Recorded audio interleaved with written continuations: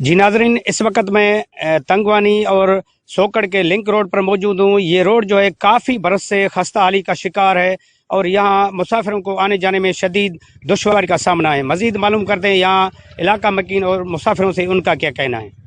कई दफ़ा ठाहिया अथनि 20 साल खां वठी असां धिका था कयूं, रोड जो इहो ई हालत आहे। ऐं महिरबानी करे असांजी वॾनि खे इहो गुज़ारिश आहे त हिन रोड खे ठाहियो।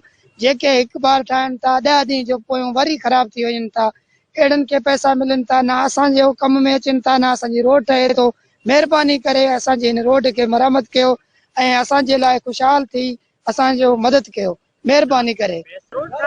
अबा खाई वञनि था, पैसा वठी खाई वञनि था, रोड जे लाइ रोड कोन थो ठहे।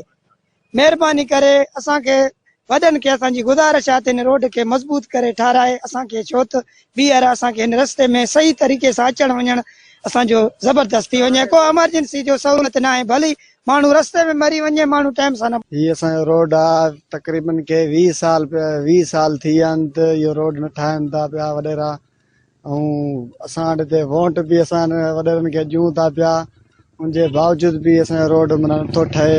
हिते मरीज़नि खे बि असां खणी वञूं था पिया डॉक्टरनि ते, रेड़नि ते, वॾी तकलीफ़ सां असां गुज़ारो कयूं था पिया। पर भराए महिरबानी करे असांखे इहो रोड ठाराए ॾिनी वञे। जी नाजरीन, आपने यहाँ के इलाका मकीनों की बातें सुनी। उनका यही कहना है कि कई बरस से ये रोड जो है खस्ता हाली का शिकार है, उसका मरम्मती काम जो आज तक ना हो सका। इन्होंने आला हुकाम और रोड वालों से अपील की है कि खुदारा इस रोड को नए से तामीर करके हमें मजीद दुश्वारी से बचाया जाए। कैमरामैन नज़ीर अहमद के साथ चाकर अली बंगवार, वश न्यूज़ तंगवानी।